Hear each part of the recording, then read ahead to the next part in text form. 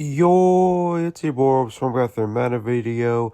In today's video, we are going to be doing award predictions now with me and Jay, the other guy on the channel. Jay, who helps out a lot, is going to be giving his predictions for all the awards, every single award, including Comeback Player of the Year.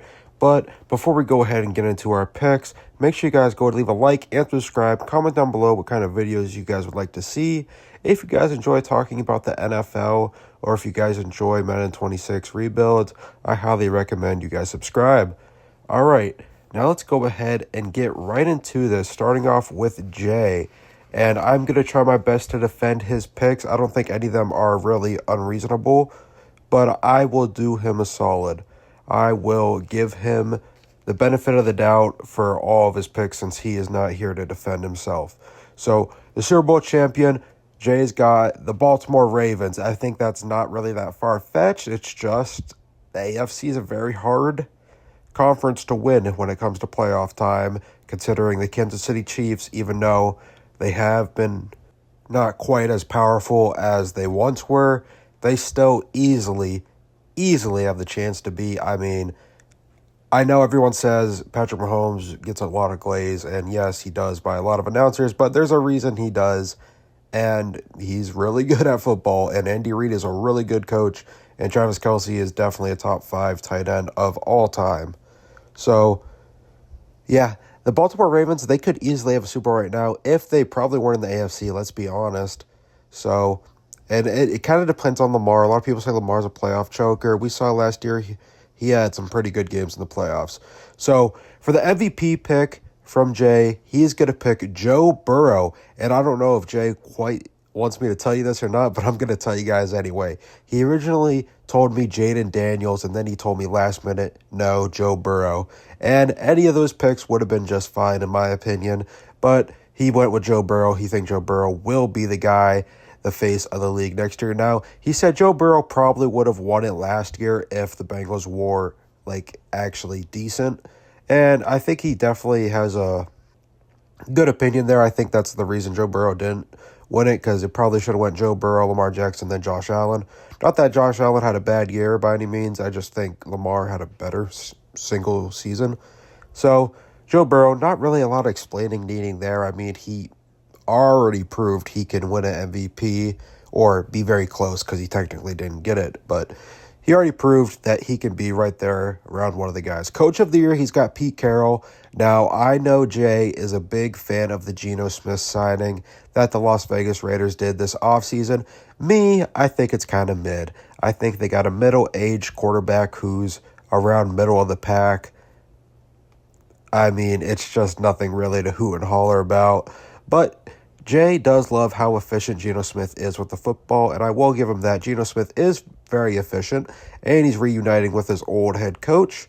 And he's going to have Ashton Genty, supposed to be generational talent. We'll see how he actually plays out, but supposed to be a generational talent. And Brock Bowers coming off an electrifying rookie year. So, yeah, the Raiders do have a slim chance of making some noise, and maybe Pete Carroll could win Coach of the Year. But if you asked me personally, I would disagree with that personal take. But I definitely see where Jay's coming from. I don't think it's a bad take. I just don't quite see it happening. Offensive Player of the Year, and Jay's going to go with Jahmyr Gibbs. I like that one a lot. I think David Montgomery's going to lose a little bit of his step in the Detroit Lions Sonic and Knuckles combo. And not for anything bad, just Jahmyr Gibbs, we really last year saw him blossom into a top 5 running back easily. And before that, a lot of people were like, yeah, Jahmyr Gibbs is good. I don't know if he had put him top 5, though, and stuff like that. But, oh my goodness, he did absolutely amazing. I mean, we saw a little bit of flashes of prime Todd Gurley some games. And no, I'm not over-exaggerating. That's how good Jahmyr Gibbs was. So, yeah, I could see that happening. It would just take the Detroit Lions to pass the ball a little bit less and for David Montgomery to lose a little bit of step in his role, like I said.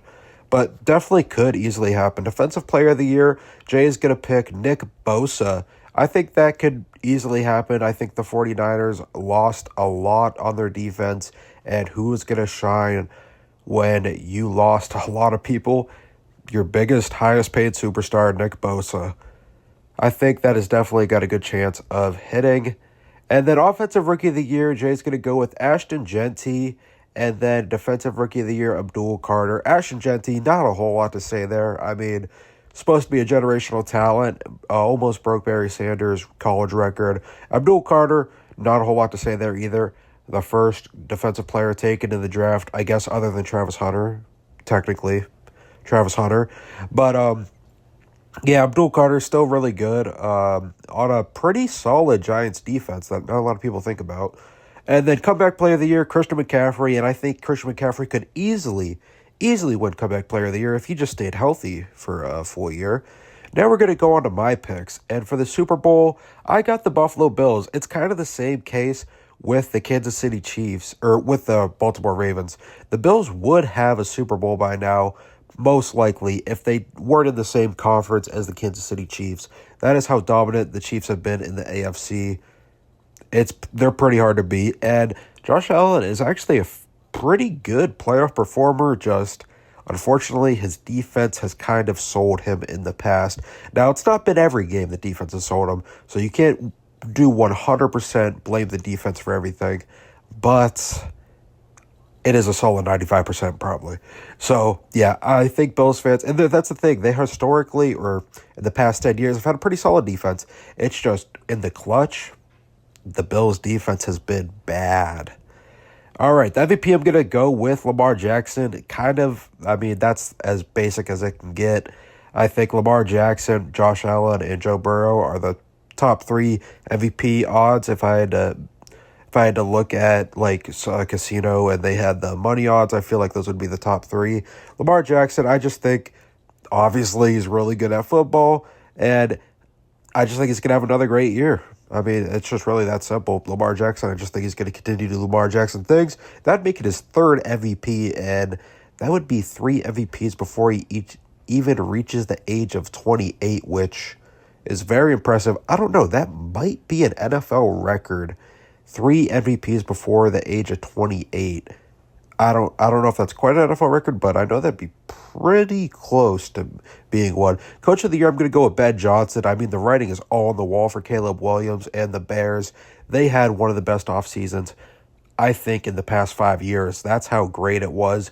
I don't think people truly understand how great Drew Dahlman and Joe Thunley were for their offensive line. Those are 2 amazing pieces. They got Grady Jarrett. They had a good draft. Luther Burden was one of my favorite people in the draft, and they got him in the 2nd round. Colston Loveland is also going to be really solid as well. You have got basically anything you've ever wanted in an offensive scheme for the Chicago Bears, maybe besides running back. They could get a slightly better running back, but beggars can't be choosers. Caleb Williams is now in a really, really solid situation. And you bringing Ben Johnson in the mix, an offensive mastermind, I think the Bears are going to surprise a lot of people. I think Ben Johnson is going to help develop Caleb Williams a lot into an offensive stud. All right, my offensive player of the year pick is going to be Jamar Chase.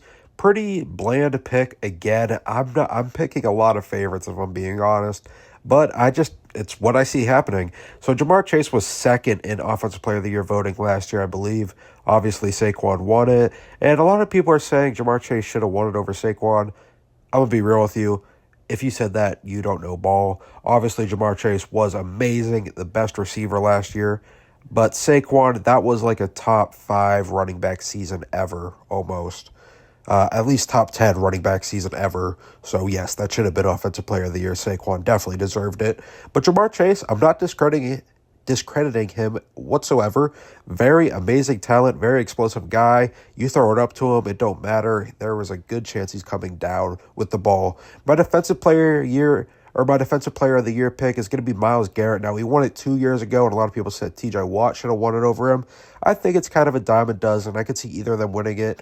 Both arguments are on the right side of things, if I'm being honest, because, yes, Myles Garrett and when Aaron Donald won Defensive Player of the Year, they were bringing up the double team rate. And, yes, they do go through harder battles than T.J. Watt. Let's be real. T.J. Watt has had a great defense beside him his whole career. And I'm not discrediting TJ Watt at all. I don't want you guys thinking that. Yes, he's an absolute freak. He was worth all that money he got paid and everything. He's just been in a little bit easier of a situation for him. Someone like Myles Garrett producing similar numbers, if not better numbers in some categories, is more impressive than TJ Watt, who has had better, more competent teammates who help bring more pressure. So that's my personal opinion, and definitely I think Pat Surtain was pretty deserving of it last year. Normally they give a Defensive Player of the Year award to the lineman, and very rarely they'll give it to a cornerback, and very rarely they'll give it to a linebacker or safety. But I mean, it does happen every now and then, and I think Pat Surtain did deserve it. Offensive Rookie of the Year, I'm going to go with Ashton Jeanty. I think he's going to be an absolute stud. Obviously, the Boise State legend. Same thing I said when Jay took him. He's supposed to be a generational talent. We will only see. Defensive Rookie of the Year. Now, this is starting to when I get out of my bland takes. My last two are pretty spicy. At least, I think one of them is. But Defensive Rookie of the Year, Travis Hunter, I think that's a little bit of a mild take, but not extremely hot. Just because they don't know what side of the ball he's going to play significantly on. I mean, yes, a lot of people are saying defense, but you don't really know for sure until it actually happens. We could go into an actual real regular season game and he could suck at defense and not read concepts. Now, I'm not saying that's not going to happen, but I mean, there is a possibility and they will just bring him over to receiver. But I think he's going to be very impressive on the defensive side of the ball, and I think that is where he'll start most of the time. Now, my comeback player of the year, I think this is probably the spiciest one I got. I'm going to go with Trevor Lawrence, T-Law. Now, CMC basically has comeback player of the year on lock if he stays just healthy for the full season. I think he could easily get it just because of how great of an athlete Christian McCaffrey is. But Trevor Lawrence, I think he suffered a more brutal injury, and the media tends to like quarterbacks a little bit more. So even if Trevor Lawrence, if he has a career year or his second best career year coming off that injury, off that very late hit he got against that in the Houston Texans game last year, I think the media will like that a lot better, and he will eventually get more votes. And I do see the Jaguars being not good, but I do see them being better than what they were last year. At least that is my take. Those were my picks and Jay's picks. If you guys disagree with me or Jay, please comment down below and tell us why. Just don't say something stupid like, oh, that sounds stupid, I disagree with you. Or you talked about Trevor Lawrence and I hate the Jaguars. Actually, comment down why. I'm interested to know, because we love talking ball. And if you guys love talking ball as well, I highly recommend you guys subscribe and turn those post notifications on for more videos that will be posted on this channel. I'll see you guys in the next video. Bye.